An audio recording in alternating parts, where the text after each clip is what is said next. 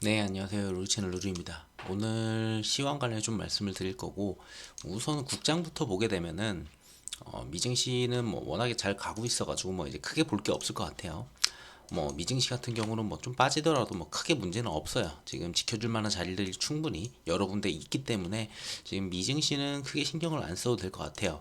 다만 이제 국장은 조금 다르게 봐야 되는 게, 이번에 그래도 다행인 거는 앞전에 있었던 이 고점 부분들, 자, 이 부분을 지금 넘어서는 모습이 나왔죠. 그래서 좀 확대해서 보면은, 자, 이 부분들을 넘어섰기 때문에 지금 이 위에서 지금 이제 버텨주는 모습만 좀 이어가면은 돼요. 근데 이렇게 지수가 올라가는데 지금 많은 종목들이 하락이거든요. 그러니까 개별 종목이 일부만 지금 좀 올라가는 그런 추세예요. 그러니까 뭐 테마성을 가진 것 외에 이제 대부분은 거의 다 삼성전자에 지금 수급이 쏠린다거나 아니면은 뭐 현대차 아니면 뭐 하이닉스 이런 쪽으로 좀 수급이 좀 많이 쏠리다 보니까 좀 특이한, 좀 지수는 올라가지만 하락 종목이 더 많은 그런 형태를 지금 계속 보이고 있어요. 그거를 빗대어 볼 만한 거는 이제 코스닥이죠.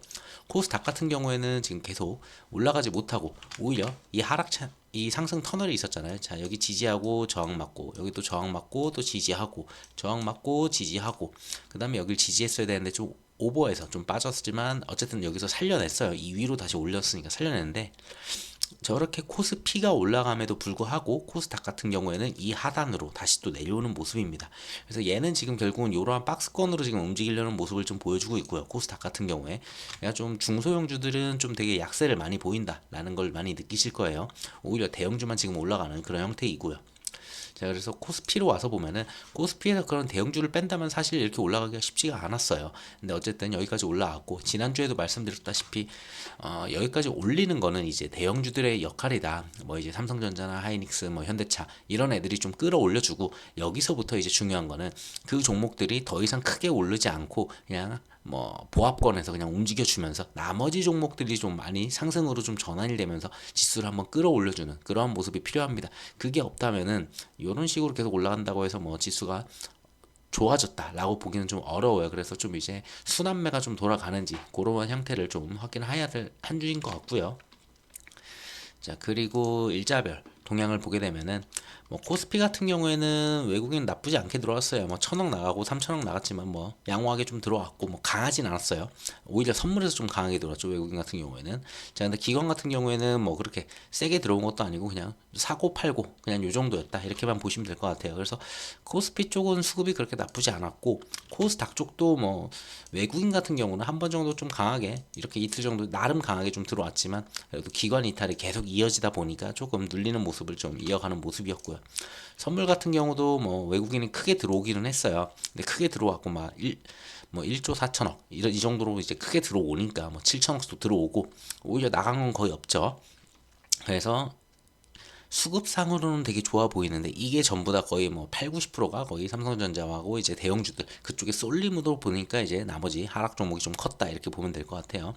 기관 같은 경우에는 오히려 코스피에서나 코스닥에서나 뭐 그렇게 현물을 그렇게 산 건 없는데 오히려 현물을 산 건 없지만 오히려 선물에서는 오히려 더 이탈하는 그런 모습들을 좀 보였어요. 그러다 보니까 시장 전체적으로 좀 많이 눌리는 그런 모습을 좀 느낄 수 있었을 것 같아요. 지수만 그냥 끌어올렸구나 이렇게 보는 게 좀 맞을 것 같습니다. 자, 그리고 증시자금 추이에서는 지금 신용잔고가 지금 20조 2천억까지 올라왔거든요. 지금 앞전만 보더라도 뭐 19조 조금씩 올라가고 있었는데 뭐 나름 그래도 좀 많이 올라왔다라고 좀 신용잔고는 보여져요. 그렇다고 고객 예탁금이 늘었냐라고 보더라도 고객 예탁금은 뭐 조금 늘었어요. 뭐 한 1조 정도 는 것 같아요. 뭐 한 54조, 53조에서 지금 뭐 55조, 54조 후반대 그렇기 때문에 한 1조 정도 올랐구나 이 정도 보여지는데, 그거에 비해서는 시중잔고가 조금 늘기는 했어요. 다행인 거는 뭐가 됐든지 간에 우선 다행인 거는 신용잔고는 올랐지만 지수 자체가 이렇게 하락하면서 오히려 신용잔고가 오른 게 아니에요. 그러다 보니까 요거는 좀 양호하다. 그래도 좀 다행이다. 신용잔고가 막 지수가 하락하면서 신용잔고가 늘면은 좀 문제가 생기거든요. 추후에 더 눌렸을 때는. 근데 그런 부분은 아니니까 우선 지금 당장으로는 신용 때문에 뭔가 막 터지거나 그럴 수 있는 그런 구간은 아니다. 아직은 양호하다. 이렇게 좀 해석할 수 있을 것 같아요. 자, 그러면 뉴스를 좀 가서 보면은 지난주는 뭐 그렇게 볼 게 없다고 했죠. 소매 판매 하나가 굉장히 중요하다고 말씀을 드렸는데, 소매 판매 같은 경우에는 예상했었던 그 수치보다는 좀 양호하게 나왔습니다.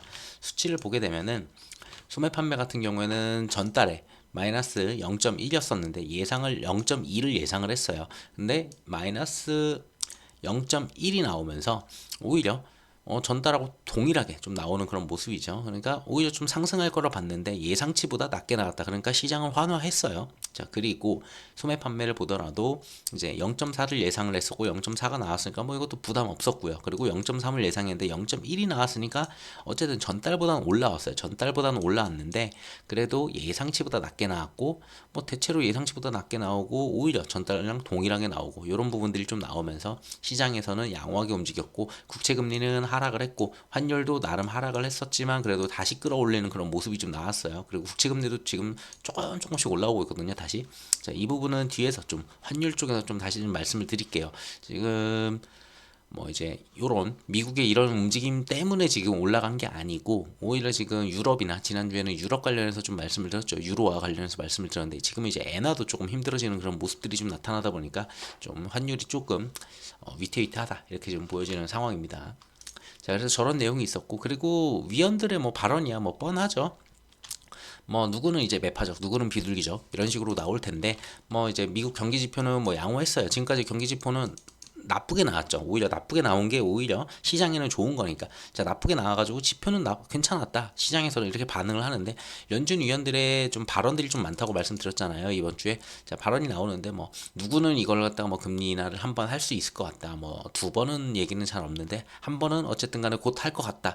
지표가 괜찮아졌다. 이런 내용들이 있지만 아직은 아니다. 뭔가 좀 더 봐야 된다. 뭐 이런 내용들이 좀 있다 보니까 의견이 엇갈리면서 9월 인하 기대감이 조금 소폭 하락하는 그런 모습이 좀 나왔어요. 지난주였었나요? 이걸 보게 되면은 우선 이거는 9월이에요. 7월 같은 경우에는 금리를 동결할 가능성이 매우 높기 때문에 9월에 이제 인하를 할 거냐라고 봤을 때는 0.25%를 갖다 60% 확률로 금리 인하를 할 거다라고 이제 시장에서는 보고 있고요. 자, 그러다 보니까 보시면은 500에서 5.25%, 자, 지금 59%죠. 그리고 하루 전, 그리고 일주일 전 지난주에 제가 이거 영상 올릴 때만 하더라도 60%뭐 이 정도 나왔어요. 60 몇 퍼센트 이렇게 나왔었는데, 자, 그랬었던 와중에 지금 조금 줄어드는 그런 모습이에요. 금리 인하 가능성이. 근데 아직도 그래도 60%면은 금리 인하 확률은 아직도 여전히 높다 이렇게 볼 수 있을 것 같아요. 그리고 뭐 11월을 보더라도 비슷하죠.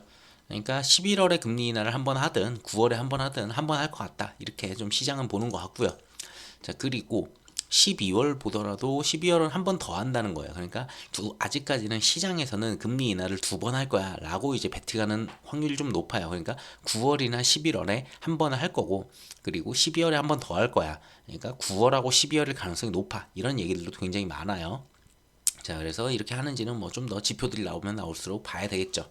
그래서 다음 주 같은 경우에 뭘 봐야 되냐라고 보면은 자, PCE 물가 지표 이게 굉장히 중요하죠. 근데 저는 나쁘지 않게 나올 거라고 봐요. 나쁘지 않다는 게 좀 하회에서 나오겠죠. 눌려서. 그러니까 이 지표가 안 좋아야지 시장이 좋으니까. 그래서 PC 같은 경우는 이제 CPI도 우리가 이미 봤고, 그리고 PPI도 이미 봤고, 웬만한 걸 다 봤어요. 그랬기 때문에 이게 나쁠까라는 생각은 들어요. 그래가지고 얘는 좀 괜찮게 나올 것 같고, 그리고 반도체 쪽 이제 좀 아무래도 국장이 좀 나름 움직여주려면 반도체가 좀 강하게 가줘야 되는데 마이크론 실적이 좀 나오는데 이것도 좀 잘 나오는지 그 정도 좀 봐주시면 될 것 같아요.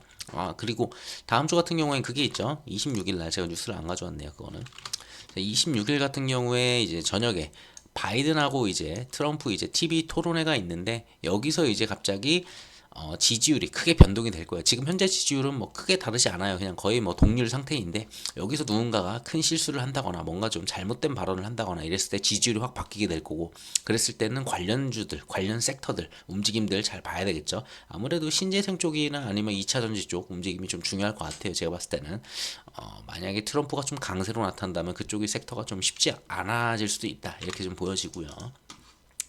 자, 그리고 이스라엘로 넘어오면은 이스라엘은 뭐 이제 하마스 이제 가자시티를 계속 공격하고 있어요. 그러면서 뭐 이제 휴전안은 다시 또 물 건너갔고 결국은 공격을 해서 마무리를 해버리겠다. 약간 이런 모습인 것 같아요.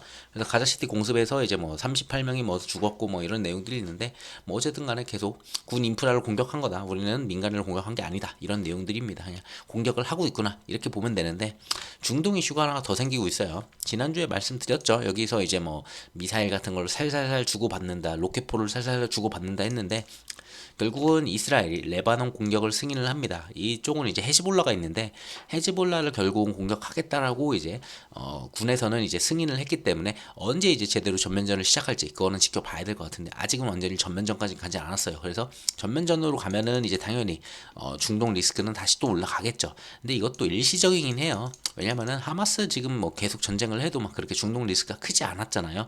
그렇다고 여기 레바논을 한다고 해도 막 그렇게 중동 리스크가 크진 않아요. 근데 단기적으로 유가 부분에서 굉장히 크게 한 번씩 올라갈 수 있는 요인은 분명히 있습니다. 자, 그래서 이게 또 인플레를 또 건드릴 수가 있다. 그러니까 이것 때문에 유가에 문제가 생겼네라고 하기는 어려워요. 그 정도 수준은 아닌데 어쨌든 간에 유가는 선물이고 그러다 보니까 유가는 크게 올라간다면은 이거는 당연히 우리가 사용하는 기름이나 이런 부분에서 굉장히 당연히 어쩔 수 없이 가격을 올릴 수 있는 그런 요지들을 분명히 만들 거고 그거는 결국은 또다시 인플레로 다가올 거고 그 인플레를 지금 힘들게 내리고 있는데 그 부분을 다시 끌어올릴 수도 있다. 에너지 때문에. 뭐 그냥 이 정도로 보시면 될 것 같아요. 자, 미국 같은 경우에는 헤즈볼라랑 이제 전면전을 갖다가 이스라엘이 한다고 하면은 아이언돈이 좀 부족하다라고 좀 얘기를 했었어요. 자, 그리고서 결국은 막 너희들 뭐 헤즈볼라까지 싸우면 안 돼 약간 이런 분위기였었는데 또 미국은 이스라엘이 만약에 헤즈볼라랑 전면전을 한다면은 우린 지원을 하겠다라고 하는 그런 모습이에요. 결국은 미국은 또 여기 전쟁하는 걸 솔직히 내부적으로는 좀 원하는 것 같기도 해요. 어떻게 보면은 그러니까 이런 쪽에서 계속 전쟁이 나고 이러면은 또 유가 또 올라가면은 미국은 또 유가를 갖다 또 팔아먹죠. 기름을 또 팔아먹고 또 가스도 또 올라가면 가스도 팔아먹고 있고 뭐 미사일도 팔고 뭐 계속 다 팔 수 있는 게 워낙에 많다 보니까 그래서 또 미국이 또 강해지고 그러다 보니까 지원을 또 약속하는 거 보면은 솔직히 내부적으로는 뭔가 이런 전쟁을 또 원하는 게 아닌가 이런 생각이 또 듭니다. 자, 그리고 이쪽은 그래서 여기가 이제 전면전이 터지는지 그것만 좀 확인하시면 될 것 같고요. 이거 터지면서 만약에 유가의 변동성 이것만 좀 확인하시면 될 것 같아요. 자, 그리고 대만 쪽은 그냥 잡음들이 좀 있긴 한데 아직 막 그렇게 강한 막 전쟁으로 갈 만한 그런 내용들은 아니에요. 어쨌든 어떤 잡음이 있는지 좀 보면은 대만 해협에서 이제 중국의 핵 잠수함이 좀 움직이는 그런 모습들이 나타났었고요. 자, 그리고 그러자 이제 앞에서 미국은 대만한테 5천억 규모의 자폭 드론 이런 거를 갖다가 이제 판매를 갖다 승인을 했습니다. 결국은 중국이 반발할 거라 예상을 했는데 거의 주말 중에 반발이 나온 것 같아요. 그러면서 중국은 미국 로키드 마틴을 갖다가 제재를 하면서 대만 무기 판매에다가 이제 맞불을 걸기 시작을 합니다. 근데 뭐 여기 건다고 해서 뭐 크게 문제될 건 없을 것 같아요. 뭐 미국이 이것 때문에 벌벌 떨 건 아니고 그래도 중국이 뭔가를 보여줘야 돼서 보니까 자 이런 곳에 또 제재를 가하는 그런 모습이었습니다. 자, 이러한 상황들이 계속 이어지고 있고, 자, 그리고 유가는 아까 말씀드렸다시피 이제 중동, 레바논 쪽 이야기가 나오기 시작하면서 좀 올라왔다라고 말씀을 드렸어요. 한 5일 정도 여기 이렇게 보면은 올라왔죠. 자, 상승을 하는 모습이에요. 근데 저기가 터진다고 해서 레바논, 그러니까 헤즈볼라가 터진다고 해서 유가가 막 올라가야 되는 건 아니에요, 사실. 거기가 막 원유가 막 엄청나게 나오는 그런 곳이 아니잖아요. 그러다 보니까 이렇게 올라갈 곳은 아닌데 그냥 중동 이슈가 조금 다시 발발할 수 있구나 라고 하면서 또 올라가는 거예요. 예전에 보면은 하마스 전쟁 초반에 시작할 때 이때였을 거예요, 이렇게 올라왔던. 자, 이런 식으로 끊임없이 올라갔거든요, 유가가. 근데 결국은 알고 보면은 그게 이제 전쟁이 이제 뭐 중동으로 확전이 안 된다고 하면은 뭐 크게 문제가 될 것도 없고 유가가 그렇게 올라갈 이유도 없다 보니까 다시 그대로 내려오는 거예요. 자, 그리고 질질 끌려면 여기서 올라갔던 건 좀 다른 이유고요. 자, 그랬었고 그래서 지금 여기서 만약에 헤즈볼라 때문에 또 다시 올라간다라고 하면 어쨌든 간에 이건 다시 내려올 건 내려올 거예요. 제가 봤을 때는 확정만 안 된다면 중동에서. 근데 이게 올라가면서 예전에 에너지 때문에 인플레가 안 잡혔던 구간이 있어요. 굉장히 안 잡혔던 구간이 있다 보니까 이쪽이었나 이거였던 것 같은데요, 기간으로 봤을 때. 제가 봤을 때 24년 들어서 그죠, 제가 지금 갑자기 헷갈렸어요. 이때가 아니고 이때였을 거예요. 자, 이렇게 올라갔었죠. 하마스 이제 공격하고. 그런가. 잠시만요, 한번 봐야 될 것 같아요. 잠깐만 멈추고. 이 기억이 가물가물한 게 지금 하도 전쟁을 갖다가 하마스랑 이제 한 지가 오래되다 보니까 이게 1년 됐나 반년 됐나 지금 기억이 가물가물해요. 그래도 좀 확인하고 가는 게 나니까 그냥 궁금하니까 저도. 잠시만요. 많이 됐네요.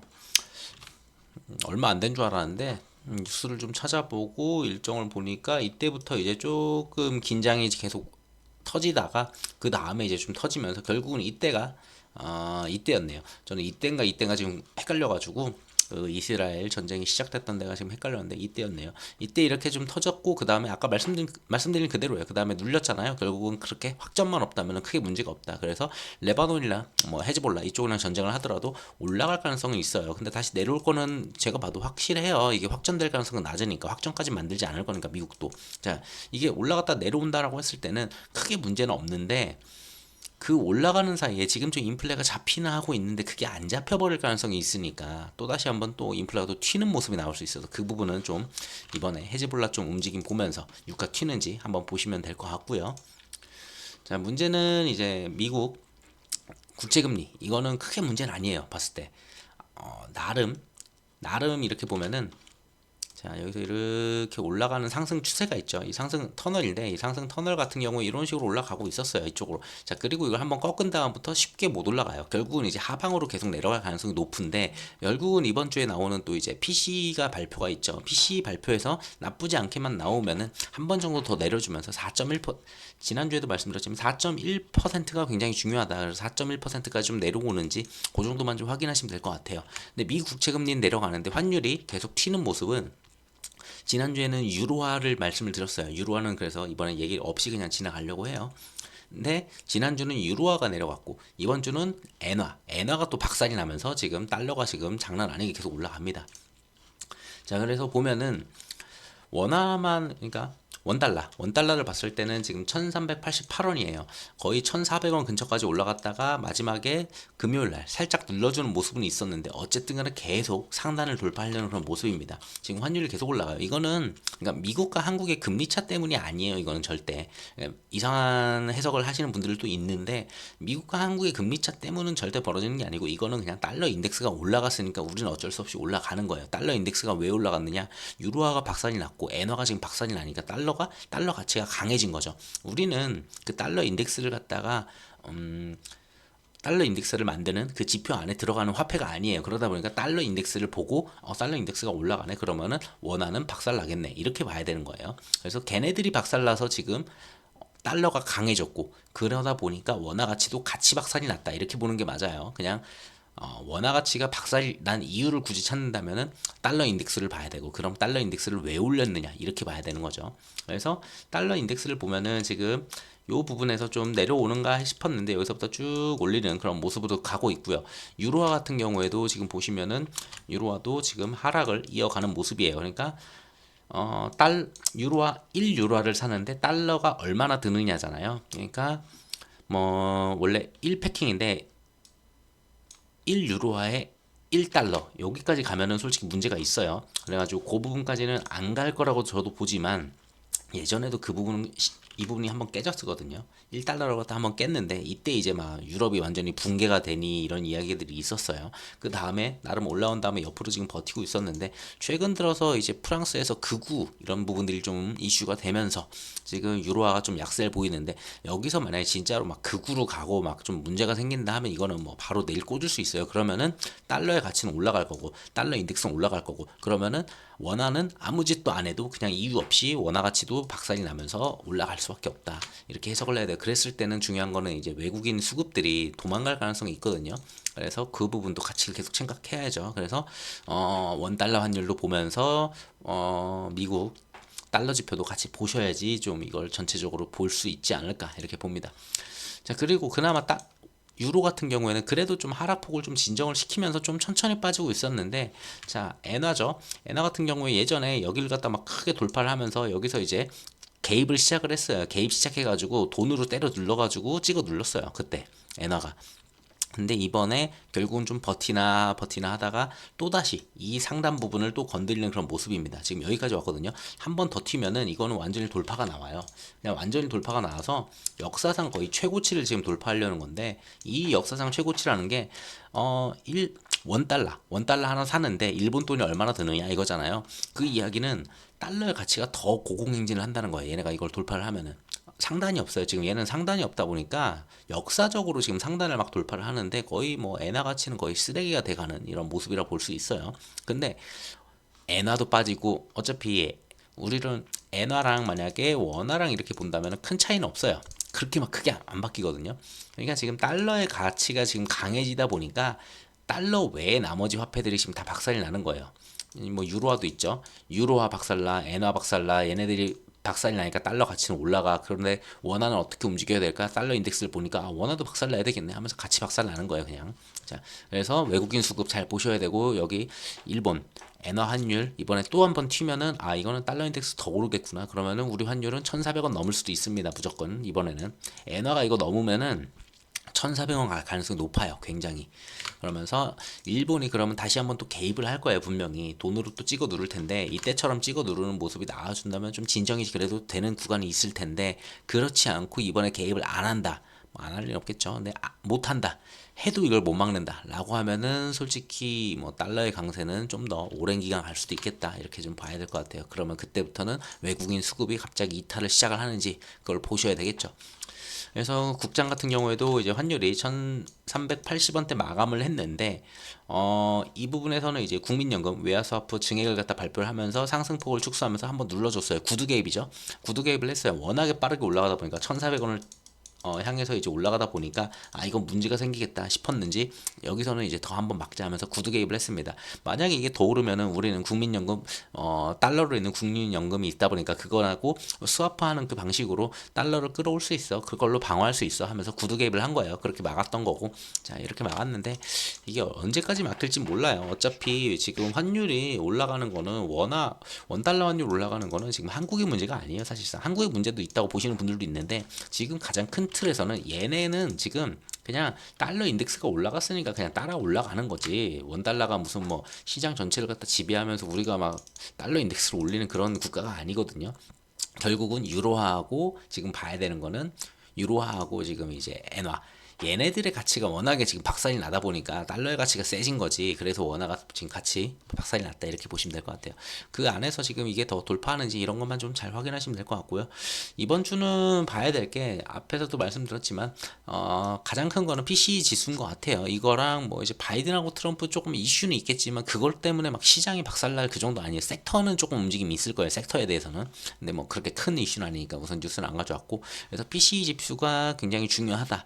그리고 마이크론 실적은 우리 국장이랑 조금 연관이 될 수가 있다 보니까 아마도 얘네들이 잘 나와준다면 반도체들이 또 한번 시장을 끌어줄 수 있으니까 얘네들도 한번 지켜봐야 되겠죠. 날짜로는 지금 언제죠? 날짜로는 28일에 이제 공개되는 5월 PCE 지표가 있고요. 28일 날 이제 지표가 나오고요. 그리고 26일 장 마감 뒤에 이제 발표되는 이제 마이크론 같은 경우에 그러면은 한국 국장으로는 대충 27일 날 오전에 나오겠네요. 27일 날 거의 뭐 오전 6시 뭐 이쯤 나올 거예요. 자, 그렇게 보시면 될 것 같아요. 그러면은 우리가 봐야 되는 거는 요때 요날 이제 바이든하고 트럼프 이제 TV 토론을 하고 그리고 27일 날 오전에 이제 마이크론 실적이 이제 나오겠죠. 오전에 여기서 마이크론 실적이 이제 슬슬 나올 거고 그 다음에 28일 날 요때 이제 PCE 물가 지수가 이제 나오면서 이때 나오고 이제 뭐 어차피 이거야 뭐 이때 나오는 내용으로는 다음 주에 말씀드려도 되니까 다음 주 말씀드려도 되지만 어쨌든 요런 게 있다. 근데 저는 개인적으로 잘 나올 거라 보기 때문에 크게 문제되진 않을 것 같아요. 오히려 마이크론 실적이 문제가 되면 문제가 됐지 28일 날 나오는 PCE 지표는 그렇게 걱정은 안 됩니다 개인적으로. 그래서 다음 주 영상에서 PCE 보고 나서 추가적으로 말씀을 드리도록 할게요. 근데 저는 개인적으로 PC이고 CPI고 PPI고 이번까지는 잘 나오는데 지금 유가가 여기서 한번 더 튀는지를 봐야 돼요. 걔네들이 한번 더 튀면은 7월 또는 아니면은 8월 정도에 다시 또 인플레가 안 잡히는 모습이 나올 거예요. 그러면은 그때는 금리 인하가 이번에 없다라고 또 나올 수도 있어요. 한 번도 안 힘들다 이런 식으로 나올 수도 있다 보니까 왜냐면 지금 유가가 저렇게 튀면은 에너지가 같이 튄다는 거고 그랬을 때는 좋은 내용은 별로 없을 것 같아요. 그래서 저쪽에서 중동에서 또다시 저렇게 만들어내면은 아 진짜 어쩌면은 이번이 한번 눌리고 그 다음에 다시 또 올라가는 구간일 수도 있겠구나 이렇게 좀 보고는 있습니다. 자, 어쨌든 다음 주도 뭐 그렇게 큰 이슈는 없으니까 그냥 무난하게 좀 가져가면 될 것 같아요. 자, 영상 여기서 마무리하도록 할게요. 감사합니다.